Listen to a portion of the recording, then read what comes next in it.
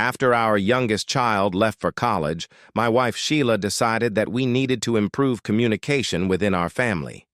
She chose Sunday evenings right after dinner for our little chats. We were supposed to discuss all important household matters, possible vacation destinations, and other issues that needed to be resolved. I expected the worst. The first Sunday chat went well. What the house needed, pest control, the condition of the roof, which rooms needed to be painted first. We ended the chat with a list and prioritized the items. Sheila was very pleased with herself. The first crack appeared during our second chat when we started talking about the lifespan of our cars. Although her car was newer than mine, she no longer wanted to drive the minivan we needed so much to take the kids to sports. Sheila wanted a certified pre-owned Lexus or BMW. "Sheila, honey, you can buy any car you want if you pay for it yourself," I said. "Why should I pay for it? You paid for the minivan and your SUV," she replied. "Yes, I did. But we both work, so there's no reason why you should expect me to buy you a luxury car. For the first time in 10 years, I don't have a car loan, and I'm in no rush to buy a new one. I think my SUV will last me another 5 years, and your minivan will last even longer. It's not a necessity, it's a want, so go ahead and buy it. Just make sure you can afford the payments." Sheila blushed and left, slamming her bedroom door loudly. When we were younger, that meant I wasn't getting any that night, but I couldn't remember the last time we had been intimate. I usually slept in our older son's room, so the closed bedroom door didn't matter. Sheila started the third week with the car talk again, saying she had talked to my friend Matt, who worked at a Lexus dealership. She said I should be reasonable. "I'm sure Matt told you that certified pre-owned cars are just a way for them to inflate the price," I said. "But I can't afford a new car. Don't you want to chip in?" "No, Sheila, buy a Camry. It's almost the same thing." "I deserve a Lexus after driving minivans for the last 12 years. "Yes, you drove the minivans I bought, insured, and paid for all the maintenance on. You want a Lexus? So pay for it yourself. The car, the insurance, and the maintenance. I'm going to watch the game." Sheila sat at the kitchen table for another half hour, writing in the little diary she had started. Her bad mood lasted all week. We usually took turns cooking dinner, but that week, Sheila skipped her turn. I didn't mind eating leftovers from the night before. My parents had a cottage on a lake in the mountains. It was nothing special, just 2 rooms and an attic. The bathroom was in a separate building on the hill. The cottage belonged to me and my 2 sisters, who never went there. It had sentimental value for all of us, so we didn't want to sell it. On Friday morning, I left Sheila a note saying that I was going to the cabin after work and would be home for dinner on Sunday. She sent me a text asking me to make dinner. I had forgotten how much I loved the mountains, even though I spent the first day cleaning. No one had lived there for several months, and nature had taken its toll. The canoe was a thing of the past, and the dock scared me, so fishing was out of the question. I worked like a dog, and was pleasantly tired when I got home on Sunday, just in time for our Sunday chat. Of course, I stopped in for dinner on the way. Sheila brought up the Lexus again and asked why I wouldn't help her be happy. "Sheila, we've been married for over 20 years, and you should know that I don't change my mind once I've made up my mind, and you haven't given me a single reason to do so. If you're not going to change the subject of our Sunday conversations, you'll be talking to yourself. You're such a jerk, Brad. Why did I stay married to you for so long?" "I feel the same way, Sheila.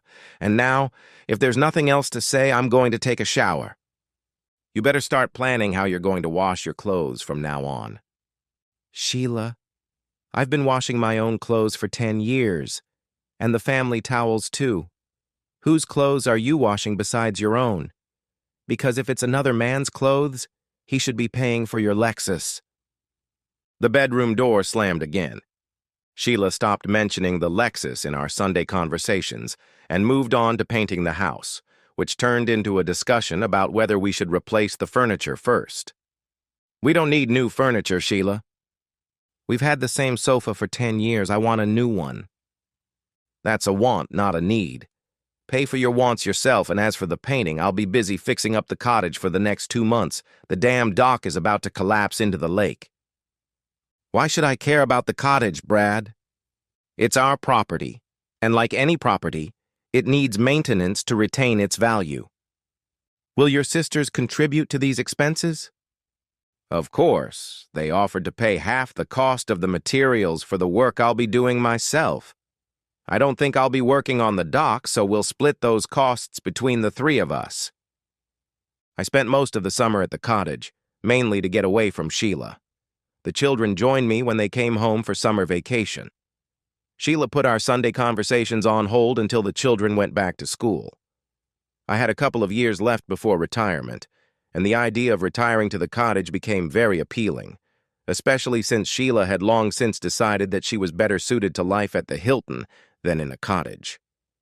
As soon as the children returned to university, Sheila wanted to resume our Sunday conversations. They turned into sessions where Sheila listed all my sins. She had to take out the trash because I was at the cottage. When I came home, I did the laundry and drying. More and more household chores became her responsibility. I didn't understand what she was talking about. By the third or fourth conversation, I learned to keep quiet and let her talk. I usually thought about the cottage and the mouse problem. The worst part was when winter came. The cottage had a fireplace, but it wasn't meant to be used in winter. That meant I would have to spend even more time with sweet Sheila and her Sunday conversations. Sheila often noticed my inattention and complete lack of response. Fortunately, the children came home for the holidays, and I had a chance to rest until February. I prayed she would forget about it, but my prayers were not answered when I was called into the kitchen. When are you going to start painting the rooms I want redone, Brad? This sounds like another one of your whims, Sheila, and there's a reason you can't repaint the rooms, isn't there? But you always paint in the house. Why are you so picky about this? Well, Sheila, these Sunday conversations have made me rethink a lot of things. Obviously, when the kids were little, you had most of the responsibility for them. Sure, I drove them to all their practices, lessons, and games. But you were their coach. You had to drive them. We're getting off topic, Sheila.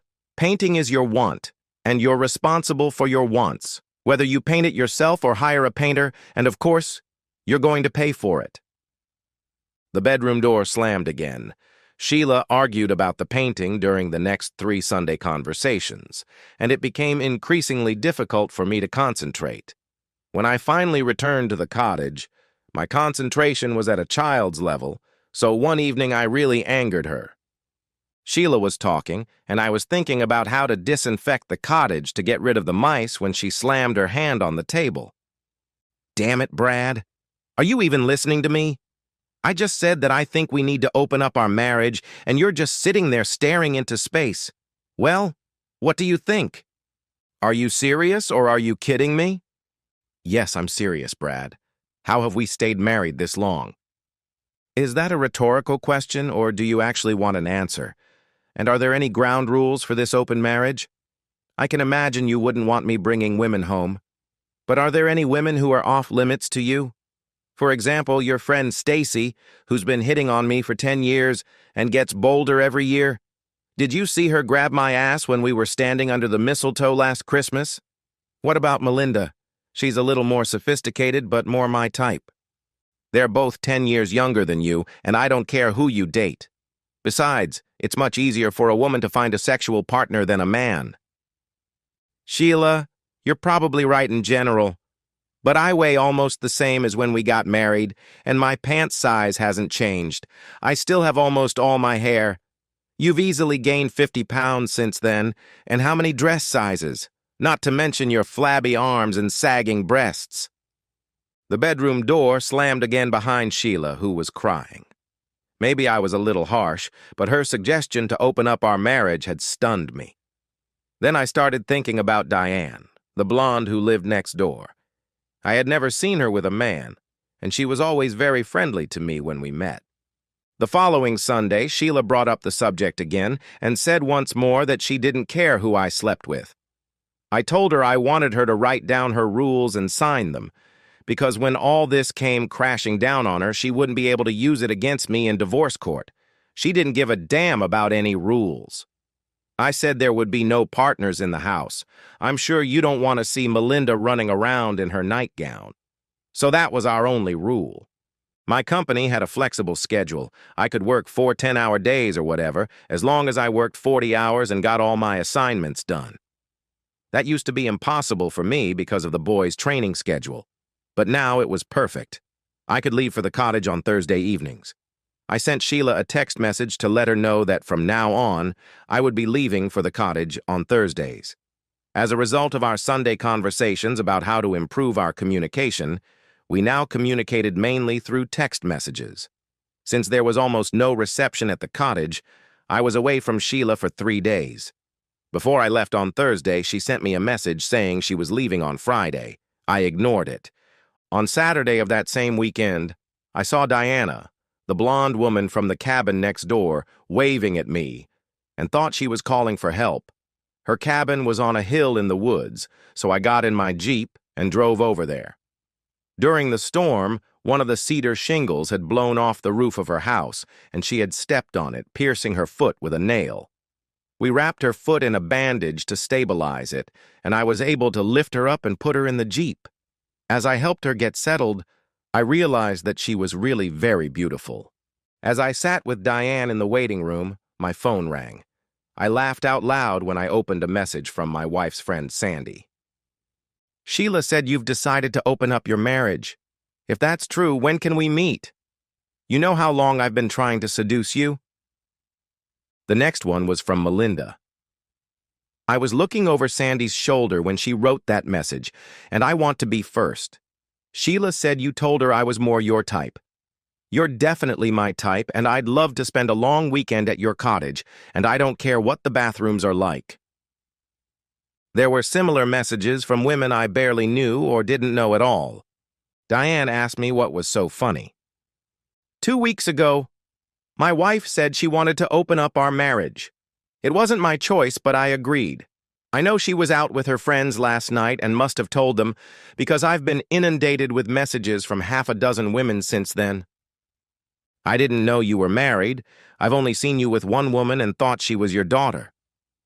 Married for 23 years, and probably 22 since my wife was last in the cottage. She's more like the girl from the Hilton. That was my daughter. So, are you going to take advantage of these offers? Diane asked. No, although I agreed to Sheila's request, I'm pretty old-fashioned. Either you're married or you're not. I'm not a big fan of this New Age nonsense about open marriages. From what I've read, most open marriages end in divorce within the first year. Sorry for bringing up my personal problems. Don't apologize. My ex-husband tried to do the same thing to me. I refused. And now he's my ex-husband. I showed her the text messages and she laughed. The nurses took Diane into the office and wheeled her out in a wheelchair an hour later. I noticed she wasn't wearing pants. I'm in deep shit, Brad, deep shit. I can't step on my foot for 24 hours and I can't get home. How the hell am I going to get to my cabin, let alone the bathroom, and then home? They won't even let me wear pants for a week. They'll give me crutches that are useless outside the cabin. May I be your knight in shining armor, my lady. You're light enough, I can carry you and get you home easily. I barely know you, Brad. You're going to carry me up a hill so I can go to the bathroom? Anything my lady desires, I am ready to do. She cursed loudly and tried to pull her shirt down to cover her underwear.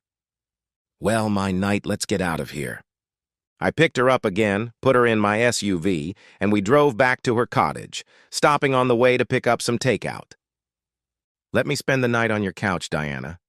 If you need anything during the night, I'll help you. No, you have to sleep in my bed. There was a pause as we both realized what she had said. I'm sorry. The painkillers are wearing off, and my bedroom is pretty cramped. I'd rather sleep on the couch where I'll have more room to move around with my crutches. After dinner, I drove home to change and then returned to Diana's. She had fallen asleep sitting on the couch. I laid her down, put a pillow under her head, and covered her with a blanket. Finally, I was able to cover her underwear. In her bed, I was overwhelmed by her scent and didn't know how to deal with my agonizing arousal or how to behave around her. She called me in the middle of the night and I rushed over to her. "Brad, damn it, I really need to use the bathroom." "Do you want me to take you to the bathroom?" "No. There's a bottle in the cabinet next to the bed, like in a hospital. Bring it to me, please, and some tissues." I ran to get them, then helped Diane move closer to the edge of the couch. "Can you leave my night? I can't pee with you listening." A few minutes later, she called me again. "Damn, this weekend couldn't get any worse," she said, handing me the bottle full of urine. "You can pour this out by the foundation. It'll scare the mice away." I also picked up the tissues she had used to wipe herself. "You don't know what this is, Brad." "I have 2 sisters, a wife, and a daughter. I know what it is." She tried to lie down, and when I helped her, the blanket fell to the floor. "I'm sorry, Brad. I have to let go of all modesty this weekend." She took another pain pill and fell asleep a few seconds later. In the morning, I woke up before her and found everything I needed to make coffee. The aroma woke her up, and I handed her a cup. "You're definitely my knight in shining armor, but you know what's going to happen 20 minutes after I drink this coffee." "I assume you'll need help getting to the bathroom." "Yes, and I assume that when you volunteered to be my knight, you had no idea what you were getting yourself into." "Seriously, Diane, I'm very happy to help, and a good knight never questions his lady's needs." Getting Diane to the bathroom was easy. Like most bathrooms, it was quite small, and she couldn't use her crutches to get comfortable. Finally, I was able to help her onto the toilet and close the door. Curses came from inside, and finally she asked me to open the door. We loaded all her things into my SUV and headed to her house. On the way, she called one of her friends to come and help her when we arrived. The night's services were no longer needed. I'll miss being needed. It was nice, especially helping a beautiful princess in distress. I offered to drive her back to her cottage on Thursday evening, and she agreed since we had left her car there. When I returned home on Sunday evening, the bedroom door was closed. I didn't complain. My body was filled with a happiness I hadn't felt in years, and Sheila's voice would definitely have ruined it. On Thursday, I left work a little early to pick up Diane and get home before dark. She was moving around pretty well and looked great in her denim shorts. She noticed me looking at her and smiled. At her cottage, I helped her unpack and return to mine, which suddenly seemed very lonely. When I woke up in the morning, Diane's car was in the driveway and she was sitting on my porch. "I made coffee for my night." She took the thermos and poured me a cup. "You owe me, so let me start by inviting you to breakfast." Somewhere in my head, I had a list of things I wanted to do at the cottage that weekend, but that list disappeared. Diana and I lingered over breakfast until noon and returned to her cottage with sandwiches. She was still limping a little, but she was able to show me what she wanted to do this summer. After the tile incident, the first item on her list was roof repairs. She looked at me and I said that her knight didn't like heights. On Saturday evening, we sat in front of the fireplace drinking wine, and it was so peaceful. "Brad, you know, if your knight wasn't married, I would repay him 1,000 times over for saving my life. I'm sorry, Brad, I can't cross that line." "Me neither, Diane. If you ever get divorced, I'll take Melinda." Diane offered to let me stay the night, but I declined, and she drove me home. I really wanted to kiss her goodbye, but I managed to get out of the car without doing so. The next morning, she came over with coffee. Instead of going out, I made a couple of omelets. She was surprised that I knew how to cook. When we were married, my wife and I always shared the cooking duties. Last year, she quit because she didn't want to do it anymore. I told Diane a short version of our Friday conversation. On Sunday, Diana left early, and after lunch I went home at the usual time. When I got home, Sheila was sitting at the dining table looking angrier than ever. I sat down across from her. She was tapping her card on the table. "Who the hell is Diane?" Diane is the woman who owns the house on the hill above ours. She cut her foot on a nail, and I took her to the hospital. By the way, Brad, I'm terminating our open marriage agreement. But let me read this card. Eternal gratitude to my knight in shining armor, the first man to see my private parts in the last 10 years. Your Lady Diana. Yes, Sheila. After they pulled the nail out, she couldn't walk or put any weight on her leg. So I helped her for the next 24 hours and then took her home, where a friend took care of her. And how did you manage to see her private parts, Knight? Where did you sleep that night, Knight? Actually, I slept in her bed and she slept on the sofa because the bedroom was too small for her to move around with crutches. Did you see her this weekend? Yes, I drove her back to the cottage so she could pick up her car. And I'm supposed to believe you didn't sleep with that woman all weekend? Well, since you've decided to open up our marriage, it doesn't really matter. But both Diana and I believe that married people shouldn't have sex outside of marriage. Go to hell, Brad, you agreed to this. Yes, I agreed, but I never intended to cheat on you. Well, I don't believe you didn't sleep with Diana. I'm sure she was very grateful to her knight in shining armor for helping her when she needed it so badly, and I decided last week to end our marriage after seeing all my so-called friends throwing themselves at you. That means you cheated on me, and I can't stay married to a man who cheated on me, so I'm divorcing you. I saw a lawyer on Friday, and you'll be served next week. You'd better find a lawyer, too. With that, the bedroom door slammed shut. I sat there in shock, mostly because of her reaction to Diana. The fact that she had ended our open marriage without warning didn't surprise me, which is why I had made her sign that document in advance. I took a shower and went to bed. Before falling asleep, I checked my phone and saw a message from Diana. Brad, I just received an almost incoherent voice message from a woman I assume is your wife. I'm sorry, she must have opened the card I sent you. I didn't even think about it. I'm sorry if this causes you any trouble at home. I wanted to be nice and joked that you saw my private parts. I blame it on the painkillers. I'm sorry again. No good deed goes unpunished. I thought she wanted an open marriage. I replied, Diana, I'm sorry you had to put up with my wife. She's gone crazy. Sheila didn't like that all her friends were trying to seduce me, so she ended our open marriage without telling me. Please don't worry, this is only a small part of the madness I've been dealing with for the past year, and I'm very sorry she dragged you into it. Monday was a normal work day, but I was a mess.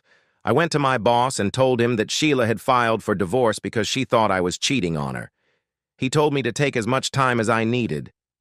During lunch, I got a message from Diana. I understand that Sheila has filed for divorce, and I feel responsible for it. I'm very sorry. I know a very good divorce lawyer if you're interested. I think I'll need one. It's hard to believe. It all started with her crazy idea, and now I'm looking for a lawyer. By the way, how did you find out? I'm a lawyer. I'll send you my office address. Let me know when you can come by. We need to talk. My boss let me out of work for the afternoon, and I found myself at Diane's office. It was big enough to play basketball in. She had 2 secretaries, one for correspondence and one for scheduling. Diane looked good in jean shorts, but she was stunning in a business suit. She hugged me, and we sat down at the conference table. I have to apologize again, Brad. I'm so sorry I'm destroying your marriage. The marriage was over a long time ago, Diane, and you had nothing to do with it. At that moment, a woman walked in. She was older than Diane, but still looked young. So, you're the knight in shining armor who came to rescue Diane? My name is Justin, and if you want, I'll represent you in the divorce proceedings. Yes, you can represent me, but neither I nor my wife have money for an expensive lawyer. I'll take care of that, Brad. It's the least I can do for helping me that weekend. I know how out of it I was, and you could have easily taken advantage of me, but you acted like a true knight. I was so confused that I didn't know what to say. Justin said, Diane already told me all the details about that weekend, so you don't need to repeat them. I'll question your wife, and I assume her lawyer will want to question you, so I'll have my assistant rehearse with you and give you some tips and advice. I have that too, I said, and handed her the open marriage agreement I had made Sheila sign. Well thought out, Brad. It would have been better if it had been notarized, but if she lies during questioning, I'll crucify her.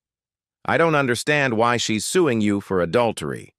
In this state, it has no financial significance if you don't have a prenuptial agreement. We don't have a prenup. It was my sister's idea, but Sheila was against it.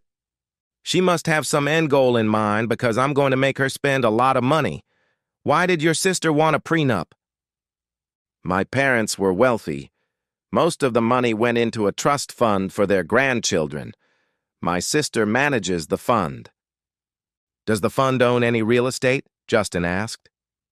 Possibly a cottage near Diane's house. My sister is a lawyer. I never paid much attention to the trust fund. Justin left, and a young man came in, introduced himself as Justin's assistant, and said we needed to go over my statement. Diane apologized that she had to leave for another meeting and promised to see me before I left. She was still limping. Preparing to testify was exhausting. He apologized a dozen times and said we were preparing for the worst. He went over the entire weekend with me 3 times and pointed out all the discrepancies between my second and third answers. Then he repeated the same process with the open marriage document. When I came out, Diana was waiting for me. I hadn't even noticed that the sun had set. Let me take you to dinner, Brad. I know how painful it is to prepare for a deposition, especially with Justin as your assistant. He's the best. Give me your keys, Jack. My assistant will drive your car home. I gave her my keys, and she tossed them to some guy as the limousine pulled up. Someone else ran over and opened the door for us. This isn't all mine, Brad, Justin asked, and I never say no to Justin, and she never asks for anything I can refuse. Diana took me to one of those fancy restaurants you read about but never think you'll ever go to. There were no prices on the menu. It's a private club, Brad. The company pays an annual membership fee that covers all food and drinks. Do you eat here often, Diana? Only for business, mostly for lunch, maybe 2 or 3 times a month. Brad, you know how I like it. Cut-off jeans and something cooked over a campfire, but the food here is amazing. Diana started apologizing again, and I threatened to stick a nail in her other leg. Justin was talking to your sister. Justin was impressed, and Justin is hard to impress. I wouldn't be surprised if she gets offered a job when this is all over. She has ironclad trust, and that was before Sheila married you. So she has no legal claim to anything in the trust, which contains a lot of securities. How much is it worth? Easily $50 million. Your father wanted the money to pay for college for all of his heirs for several generations. And how much do you think the cottage is worth? Maybe $110,000, and that's for the land. The cottage itself in this day and age, when everyone is building huge mansions, will be torn down. I don't know if Sheila has any idea of the real value of the trust, but I can imagine her fighting for the entire trust and then agreeing to the cottage to burn the place of her betrayal. I'll pass that thought on to Justin. If her lawyer isn't an idiot, he should realize that her plan won't work. He's not a very good lawyer and is the subject of a number of complaints about ethical violations related to promising the moon to increase his billable hours, and his promises turn out to be empty. I was in a complete daze, and Diane noticed. She told the limo to take me home and ordered another car for herself. On the way home, my sister Marge called me. Do you know who's representing you, little brother? No, Marge. I spent 3 hours preparing for the testimony with Justin, my assistant. My mind is completely blank. So who's representing me? Justin Blumberg, the very same Blumberg whose name is engraved on the brass plaque at the entrance to the building. Her previous clients include some of the richest people on the planet. How did you get in touch with her? I told her the story about my open marriage, the knight in shining armor, and the evening with Sheila. What's Diana's last name, Brad? I don't know. I only heard it once. I'll think about it. Well, if it's Samson. Yes, Samson. Diane Sampson is Justin's right-hand woman. She has been repeatedly recognized as one of the best lawyers in the country. I love you, brother, but you can't afford even an hour of Diane's time, let alone Justin or his assistant. 3 hours of case preparation is worth at least $10,000, and Diane charges almost $2,000 an hour. By the way, Diane said you made a big impression on Justin, and she wouldn't be surprised if you were offered a job. I'm happy where I am, Brad. I'm my own boss. If you ever need anything, don't hesitate to call. I mentioned my theory about getting a share in the trust to get the cottage. Marge said, I can just picture her car accident lawyer singing that song to her, but trust me, she doesn't stand a chance. The best she can hope for is half of your third of the house. Justin will tear them to pieces. I'll spare readers the boring legal details that followed. The climax came when Sheila testified and realized she had mixed up the dates of our wedding and our first date. Her lawyer was present during her testimony and flew into a rage when he realized we had gotten married after the trust was set up. Diane couldn't believe that the lawyer hadn't checked this. Sheila was still trying to get something. My sister offered her $10,000 to give up all rights to the cottage. That was about how much Sheila had to pay her lawyer, so she agreed. Sheila would also get half of the proceeds from the sale of the house. After that, the divorce went smoothly. Without a large fee, her lawyer simply took care of all the formalities. Sheila got $10,000 and half the house, and I never saw her again. The children learned the whole truth when I sent them copies of the testimony, and they practically disowned their mother. They also happily called me their shining knight. Diana and I warmed up to each other to a certain extent, and then our relationship stabilized. We had great sex when she was at the cottage, but work kept her busy all week. I missed being a weekend lover, and there was no room in her life for anything more. Her trips to the cottage became less frequent, and during her last visit, she said we needed to break up. I replied that there was no one to break up with, and she left with tears in her eyes. By that time, I had retired and spent my first winter on a round-the-world cruise, which I thoroughly enjoyed. But I couldn't wait to get back to the cottage. The freedom to choose a direction and follow it until you hit trees or lakes. I had been there for over a week when one morning I saw Diana's car in the driveway again.